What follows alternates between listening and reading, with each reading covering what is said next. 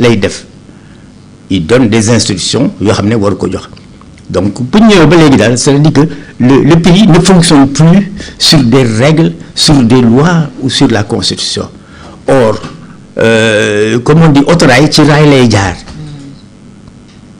oto ci tali lay jaar boo ko deful jàdd na yoon or dañu am koo xam ne dañ la ñu leen fi toog yow yaay njiitu réew mi nga sàmmal ñu réew mi mu dox ci anam yii ñu jox la ci li muy doxe lii ak lii keneen ku ko def war na jàdd yoon muy sa mbokk muy sa rakk muy sa teg état amul xarit buñ la ko joxee tu es au-dessus de tout bon sa waajur sa doom ak ku mënti doon lu nga mën a séq bu yoon dalee ci koom na nga ko wax parce que loi bi ñu koy sàkk xamuñu kan lay dal loolu moo tax c'est impersonnel et c'est général su dalee war nañ ko dal les juges nag ak les magistrats war nañu seetaat seen bopp parce que dañu waat ci kanam réew mi ne daañu doxal yenn daañu def lii yoon am nañu ay textes yoo xam ne ci la ñuy sukkandiku du ñu xool kii du ñu xool kaa bu fekkente ne yoon dal na ci nit nañ ko def ñu bàyyi aussi di jàpp nit ñi ci rek parce que kii neex na ma kii loolu du yoon ku tooñ daal nañ la daal fi atte ci yoon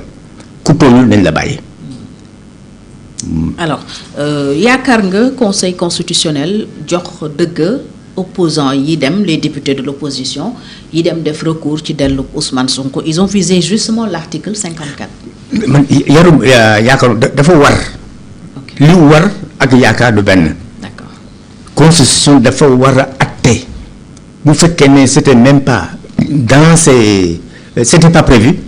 lii war na tax moom mu jël décision mu nekk jurisprudence pour mu acté sinon li ñuy def moo di que c'est la loi de plus fort c'est-à-dire que maa ëpp doole am naa ngànnaay kii maa ko mën dinaa ko def lii dinaa ko def la loolu du doxal réew yi dox yëpp dañu am charte te ñun suñu charte wala colonne vertébrale c'est la loi fondamentale qui est la constitution lépp li ñuy def moom acté na ko lu mu attewul war nañ ko mën a atte ñun suñu ti par les jurisprudences ba ñu atte ko mais mënuñu bàyyi réew moo xam ne rek benn waay lu ko neex def parce que Sonko en fait c'est ça c'est le zéro quoi lu ko neex lay def loolu nag du sotti te ku waxal yàlla xam ne li muy def tegu ko fenn sudul jaay doole jaay doole nag amul doole c'est que dañ ko may doole ci ko may doole nag moo di le président c'est le responsable moom la ñu fal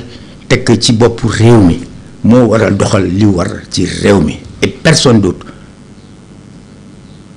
kon yow comprendre ni président Bassirou Diomaye Faye di doxalee face à Ousmane Sonko. non j'ai pas compris c'est-à-dire que je ne sais pas soit question de sentiment là ou autre mais dans l'État il y a pas de sentiment il y a des règles qu'on doit appliquer à tout le monde tu les appliques muy sa papa muy sa doom muy sa kii da nga koy appliquer et loolu suñ ko defee li ñu am c'est-à-dire que ñi fi jaar ñëpp peut-être am nañu ay fautes mais il n'hésitait pas quand c'est la loi de l'appliquer il ne s'occupait même pas de ça il donne l'ordre aux ayants droit d'agir quand il le faut mais waxuñu la kii woy kii sama xarit la kii dama ko lii dama ko lale loolu ay yëfu caaxaan la te loolu du jiite réew li ñuy def nii daal président moo war a jël matukaayam léegi àndoon nañu ba mënatuñu ànd tàqali ko nañu ku ne dem sa yoon te loolu mooy yoon dem na yoonam mais li ko droit may Sonko nañ ko jox lu ko droit mayul di ko jox parce que noonu la ñu appliqué ñëpp ñi fi nekk ñëpp dañuy topp yoon lu ñu leen teree ñu bàyyi ko lu ñu leen digal ñu def ko waaye may damay def lii par force loolu te keneen c'est que dañ ko may rek mais sinon un autre président à la place de Diomaye il sait pertinemment que ça n'allait pas se passer comme ça mais malheureusement je trouve qu'il y a quelque chose qui cloche et c'est la faute du président à mon avis. bokkoo ci ñi jàpp ne y a une entente quelque part ce que d'autres appellent combine. non je peux le supposer parce que le fait de ne pas agir ou d'appliquer la loi c'est qu'il y a quelque chose en dessous. C'est quoi? Nous ne savons pas Et nous avons affaire avec le président de la République et non avec Sonko. Sonko est devenu un citoyen ordinaire comme nous tous. Un député président de l'Assemblée nationale. Non, il est par effraction. Par effraction. Parce que loolu li ñu ko defee ak la précipitation moo lay won ne la bu fekkoon ne dañu jaar ci yoon il y avait pas lieu de se précipiter.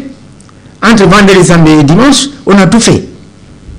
On a tout fait. Et on n'a pas respecté, disons, les règles. On n'a pas respecté les règles. Et tout ça, c'est parce que le danger. Et loolu Sénégal yi war nañ ci may bët naan bu ngeen moo joxee lii bu ngeen moo joxee lële ay digg yoo xam ne teewul am na loo xam ne kenn du ko jox lépp.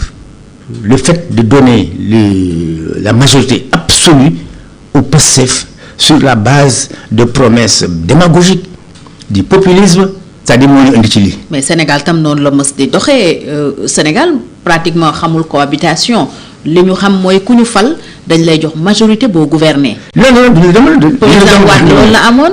président Macky Sall loolu am ci li ñu fekkee. voilà waaw ci c'est-à-dire que mais ñooñu amoon nañu majorité mais majorité bi c'était pas comme actuellement absolu bii dafa ëpp mën nga am majorité boo xam ne dina am blocage su fekkee da nga bëgg a jéggi yoon ñenn ñi ànd ci et puis le rôle d'un député c'est pas de dire que je suis le député d'un tel ou d'un parti. Le député, il est le député du peuple, de la nation. C'est-à-dire que lui, awul yoon war na ko def mais bu awul yoon même bu dee partem wala muy qui que ce soit waru ko approuver mais vous avez entendu certains députés ce qu'ils disent. Député diw la. loolu yàgg na fi aussi. yàgg nañ ko dégg. yàgg nañu dégg loolu. mais c'est pas normal. oui c'est pas normal mais lu bees. lu dul yoon. oui mu mën a nekk. dégg nañ fi député Ablaye Wade la dégg nañ fi député Macky Sall la. mais du yoon. dafa ëpp. oui.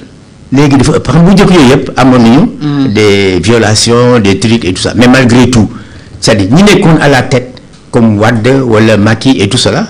Parfois ils disent attention là c'est trop. oui là c'est trop. Je prends madame l'exemple de Abdou Diouf. Les gens lui ont dit une fois njool Makka mu ne boobu nag dafa ëpp wax leen ma njool rek. mais aussi bi ñu la jox lépp nga jël lépp. mais ce qui se passe actuellement. C'est-à-dire que c'est pire qu'une dictature. C'est pire qu'une dictature. Les gens ne se sont pas battus pour reculer comme ça, de cette façon.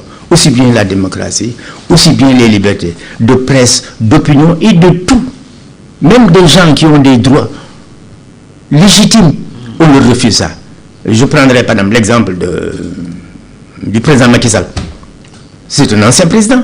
Il a des droits. On lui a tout refusé. Au nom de quoi?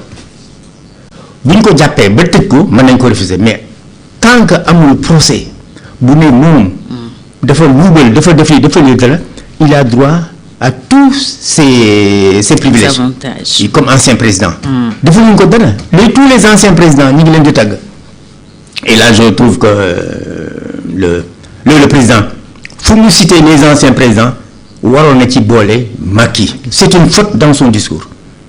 C'est un bon discours mais waroon na ci boole. parce que mooy présider le centenaire du président Wade. mu neex ko mu naqadi ko Macky c'est un ancien président. C'est un ancien président. Il a droit à des prérogatives, à des avantages, à des privilèges. Tout benn joxuñu ko ci. Il n'a pas dit. Et là aussi pour faire plaisir à qui? À un parti qui est venu comme ça par hasard en trompant les gens pour aller au pouvoir. Ce n'est pas normal. dañ ko teg pour mu doxal yoon.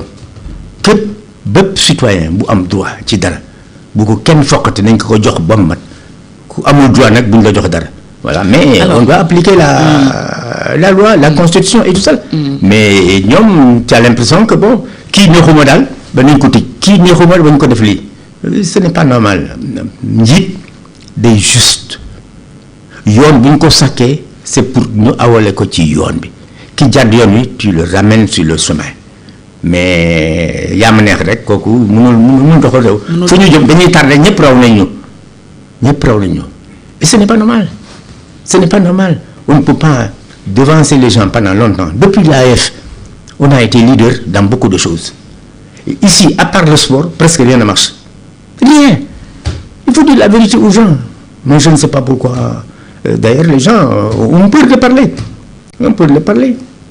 Alors, à supposer que Ousmane Sonko des Assemblée nationale